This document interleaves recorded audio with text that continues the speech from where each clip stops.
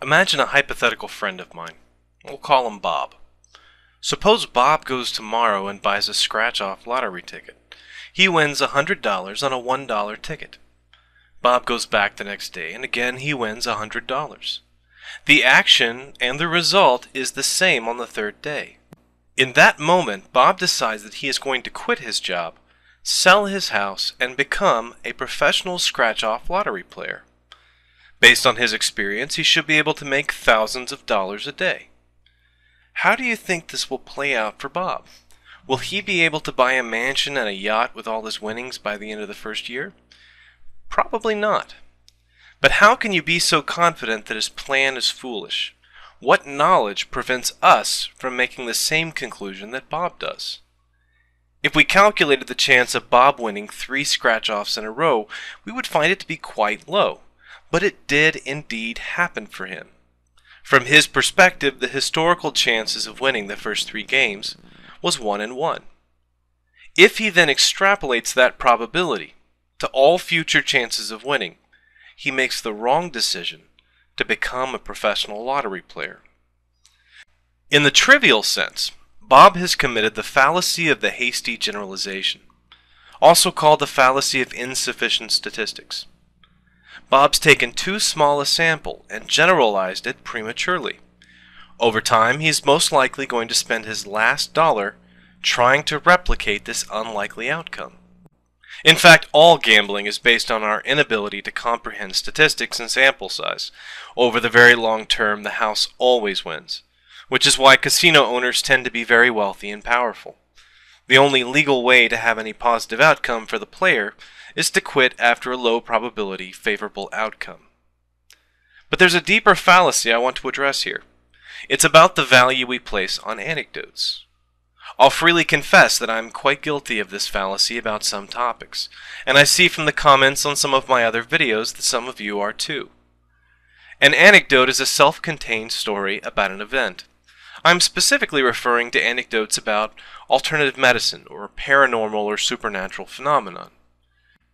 For example, the one I heard a lot on my video about chiropractic was, it may not be scientific, but it cured my headaches or back pain, neuralgia, or whatever, when the doctors couldn't.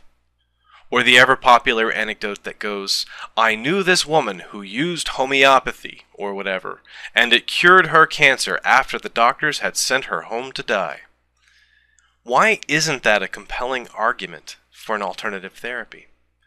For the same reason that Bob is never going to get rich scratching off lottery tickets. The sample size isn't sufficient to generalize from. Yes, one patient may have subjectively responded to a therapy in a positive way, but that doesn't tell us very much about how the next patient will respond. It's only when the sample size becomes significant that we can begin to draw conclusions. That's why science-based medicine values large population studies more than case reports or amazing anecdotes of miraculous cures. And yet, when we view alternative medicine claims, they often rely heavily on anecdotal evidence and studies in very small populations. Case studies are likewise of limited utility. They do give us a starting point for more rigorous investigations, but they don't possess the power to tell us about risks or efficacy. If you're in a debate with someone who is citing papers to support their views, one thing to check is the size of the populations used, usually indicated by the letter N, as in N equals 100. If groups are matched to each other, we usually call them cohorts. The control group, and there needs to be a control group if we're eliminating placebo effect, and the treatment group should be roughly the same in size and composition. How big the cohorts are determines the statistical power of the test. A clinical drug trial may be evaluated on cohorts of thousands, or even tens of thousands. Meanwhile, alternative medicine is often conducted on very small groups, less than 50. If they ever want to be taken seriously by those of us who value reason and logic, they need to correct this methodological flaw. A homeopath referred me to a systematic review paper to cite its effectiveness, apparently without having really understood the outcome of the study. The homeopath authors concluded that homeopathy could be demonstrated to be effective only in very small populations. For the 8 largest trials, there was no detectable difference between placebo and homeopathy. Completely unrelated to the previous point is another fallacy I want to deal with while I'm on the topic. This is the treatment X isn't possible to evaluate in a clinical study.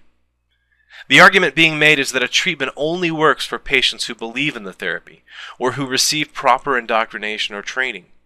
This is a claim I hear a lot for holistic medicine, Reiki, Qi, and other energy healing modalities. They assert that a receptive attitude is necessary for the treatments to be effective. I've even seen outcome studies stratified, that is, separated out, by the patient's self-reported faith in the treatment. Of course, we have a name for treatments that rely on the beliefs of the patients to be effective. The term is placebo. This is a big enough topic for its own video. I'll briefly say that I respect the medical value of a placebo. It has a powerful biological effect. However, I don't think it's ethical to give a seriously ill patient a placebo in place of effective therapy.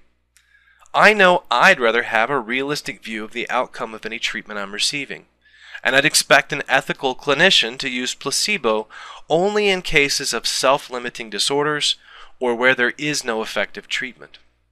This leads me to my last point. Alternative medicine is often touted by proponents as having fewer side effects than conventional medicine. This is sometimes true. Homeopathy is just water in most cases, so it's not likely to cause allergic reactions or kidney damage. But the point is that it has the same effectiveness as giving sugar pills, but more expensive to the patient. And in some cases it displaces the more effective evidence-based therapy, which is its own kind of side effect. We don't choose our treatments on their side effects alone. We choose them for their ability to treat the disorder, and we balance that against the possible risks. This is something we do in any human endeavor. It's a logical consequence that anything we choose that has an actual biological effect might have multiple effects, some undesirable. The argument being employed here is called the perfect solution fallacy, a form of the false dilemma.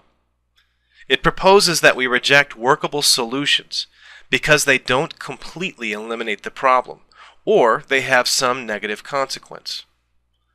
One favorite statistic is the number of people who die from drug interactions or medical mistakes, as though this validates the non-effective treatment of homeopathy. I've been accused by some of being naive. I find this very amusing, as though my personal evidence-based standard of what therapy I choose is somehow an unreachable goal. I've also been chided for demonstrating the weaknesses of alternative medicine, but not the weaknesses of conventional medicine. To do so would be a false balance.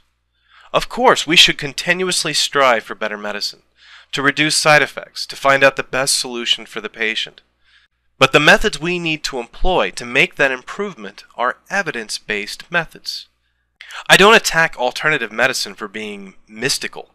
I attack it for not being demonstrated to work.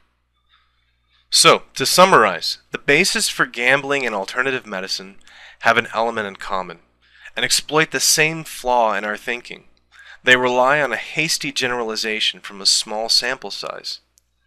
So the next time you're tempted to try some pseudoscientific therapy because a trusted friend relates a positive anecdote, remember Bob, the professional lottery player, and look for the outcomes of large population studies instead. I'll leave you with 2 favorite quotes on the topic. From Roger Brenner: "The plural of anecdote is not data." And from that great scientist that kept us laughing, Richard Feynman: "Science is what we have learned about how to keep from fooling ourselves." As always, the best advice comes from a trusted physician. Stay safe and be smart. Thanks for watching.